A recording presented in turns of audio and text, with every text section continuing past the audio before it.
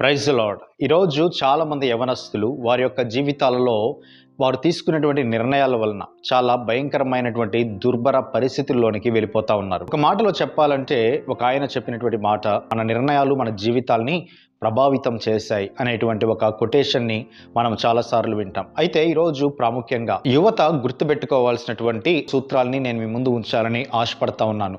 ఇవి కానీ మన జీవితాల్లో ఆచరించగలిగితే ఖచ్చితంగా మన జీవితాల్లో అద్భుతాలు చూడొచ్చు అని చెప్పొచ్చు. మొట్టమొదటిగా ఈరోజు చాలామంది కూడా నేను ఈ పని చేస్తే నాకు ఏమొస్తుంది అని ఆలోచించేటువంటి వ్యక్తులు ఎక్కువగా ఉండిపోతా ఉన్నారు. చాలామంది కూడా కష్టపడేటువంటి మనస్తత్వం లేకుండా ఈ పని చేయడం ద్వారా నాకు ఈ ఫలితం వస్తుంది అని రాంగ్ రూట్లో ఫలితాల కోసం ఎదురు చూస్తూ ఉన్నారు తప్ప కష్టించడానికి ఇష్టపడడం లేదు.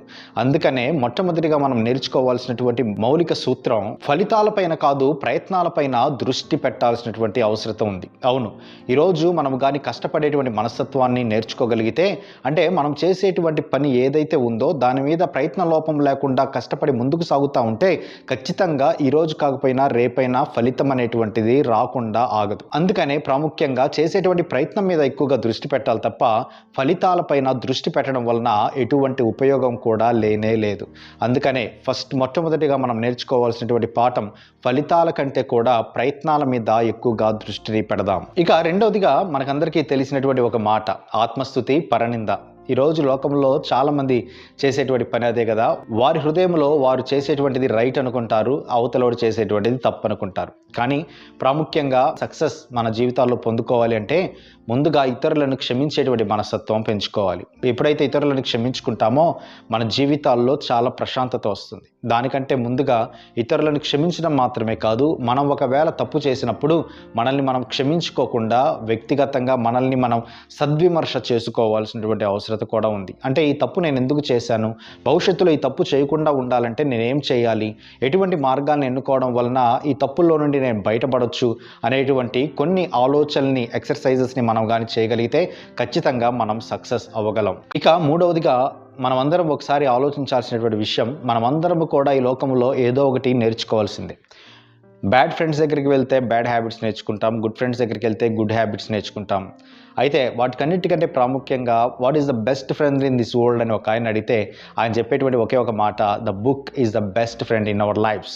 మన జీవితంలో ఎప్పుడైతే మనము నిత్య విద్యార్థిగా ఉండడానికి ఇష్టపడతామో, అంటే మన కాడ ఉన్నటువంటి పుస్తకాలని చదువుకొని వాటిలో నుండి నూతనమైనటువంటి విషయాల్ని నేర్చుకొని మన జీవితాల్లో అప్లై చేసుకోవడానికి ప్రయత్నం చేస్తామో, అలా ప్రయత్నం చేయడం ద్వారా, అంటే నిత్యము విద్యార్థిగా ఉండడం ద్వారా మనలో సృజనాత్మకమైనటువంటి ఆలోచనలు మాత్రమే కాదు కానీ ప్రపంచానికి, సమాజానికి ఏమి చేయాలనేటువంటిది మనము చదివేటువంటి పుస్తకాల ద్వారా మనము ఎంతగానో ప్రభావితం అవుతాం, ఇతరులను ప్రభావితం చేసేటువంటి వ్యక్తులుగా ఉంటాం. ఇక నాలుగవదిగా మీ ప్రశాంతతను దెబ్బతీసేటువంటి వ్యక్తుల నుండి, అంటే ప్రాముఖ్యంగా మనం ఎవరి దగ్గరికి అయితే వెళ్తామో వారు అనవసరంగా మనల్ని ఇష్టానుసారంగా మాట్లాడుతూ, తిడుతూ, అరుస్తూ ఉంటే అటువంటి వారి దగ్గర నుండి మనం దూరంగా ఉండడం చాలా చాలా మంచిది. ఎందుకంటే మనలో ఉండేటువంటి ప్రశాంతతని ఇతరులు దెబ్బతీసేటువంటి అవకాశాన్ని మనం ఇతరులకు ఇవ్వకూడదు.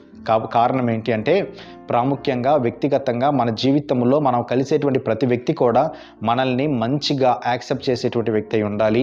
వాటికంటే ప్రాముఖ్యంగా మనలో ఉండేటువంటి లోపాలని సత్హృదయంతో పాజిటివ్ వేలో చెప్పేటువంటి వ్యక్తి అయి ఉండాలి. ఆ విధంగా చెప్పేటువంటి వ్యక్తి అయితే అటువంటి వ్యక్తులతోటి మనం సహవాసం చేయడానికి ప్రయత్నం చేద్దాం. అంతేగాని ప్రతిసారి మనలో నెగటివ్ వెతుకుతూ ఉంటే అటువంటి వారి దగ్గర మనం ఉండడం కూడా అనవసరం. కాబట్టి ఒకసారి ఈ విషయాలను బట్టి కూడా మనం ఒకసారి ఆలోచిద్దాం. మనము మన జీవితాల్లో ఎటువంటి వ్యక్తులతోటి సహవాసం కలిగి ఉన్నామనేటువంటిది చాలా చాలా ప్రాముఖ్యం. అందుకని ఒక ఆయన ఏమంటాడు, I want to know about your friend more than you because the friend can impact more than you. నీకంటే నీ స్నేహితుడు ఎంతగానో ప్రభావితం చేస్తాడు. అందుకని నువ్వెవరో నాకు తెలియాలి అంటే ముందుగా నీ స్నేహితుడు ఎవరో నాకు తెలియాలి అన్నాడు. కాబట్టి మనం ఎటువంటి స్నేహితులతో మనం కలిసి జీవిస్తూ ఉన్నాం ఒకసారి మనం పరిశీలించుకుందాం. ఇక ఐదవదిగా మనం ఒకసారి ఆలోచించినట్లయితే మన నియంత్రణలో లేనటువంటి విషయాల్ని, అంటే మనం ఏదైతే నియంత్రించలేమో ఆ విషయాల గురించి ఆలోచించి ఎంతమందో బాధపడుతూ ఉంటారు.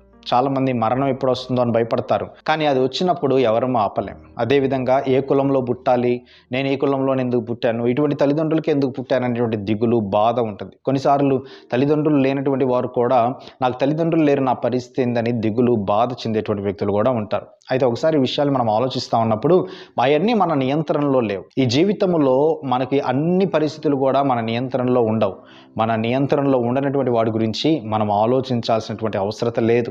మన నియంత్రణలో ఉన్నటువంటి విషయాల మీద ఎక్కువగా కాన్సన్ట్రేట్ చేయగలిగితే మనం సక్సెస్ పొందగలం. కానీ లేనటువంటి విషయాల్ని ఊహించుకొని బాధపడి దిగులు పడి అయ్యో నా పరిస్థితి ఎందుకు ఈ విధంగా అయిపోయింది అని మనం ఒకవేళ కృంగి కృషించిపోతా ఉంటే అటువంటి వ్యక్తులముగా మనం ఉన్నట్లయితే వాటి వలన ఎటువంటి ఉపయోగం లేదు. కాబట్టి మనకి నియంత్రణ లేనటువంటి విషయాల్ని మనము ఆలోచించడం మానేద్దాం. ఇక చివరిగా మనం ఒకసారి ఆలోచించినట్లయితే మనము ఆత్మన్యూనతా భావం కలిగినటువంటి వ్యక్తులుగా ఈరోజు చాలామంది జీవిస్తూ ఉంటారు. అంటే ఆత్మలో ఒక అసంతృప్తి కలిగినటువంటి వ్యక్తిత్వం కలిగినటువంటి మానవుడు ఈ లోకంలో చాలా చోట్ల మనకి అగపడతా ఉంటాడు. అటువంటి వ్యక్తుల్ని మనం ఏమన్నా చేయగలమా? ఏమీ చేయలేం. అయితే ఆత్మల కాపరి అయినటువంటి యేసుక్రీస్తు ప్రభువారు చెబుతున్నటువంటి మాట, నేను మీకు తోడై ఉన్నానని చెబుతా ఉన్నాడు. ఈరోజు ప్రాముఖ్యంగా చాలామంది కూడా ప్రార్థన ద్వారా, వాక్యం ద్వారా వారి యొక్క జీవితాలని మార్చుకున్నటువంటి వ్యక్తుల్ని మనం చూస్తూ ఉంటాం. అయితే అనేక సందర్భాల్లో కూడా వ్యక్తిగతంగా ప్రార్థన, వాక్యము లేనటువంటి జీవితాలు భ్రష్టు పట్టిపోయినటువంటి వ్యక్తుల్ని కూడా మన కళ్ళ ముందు మనం చూస్తూ ఉంటాం.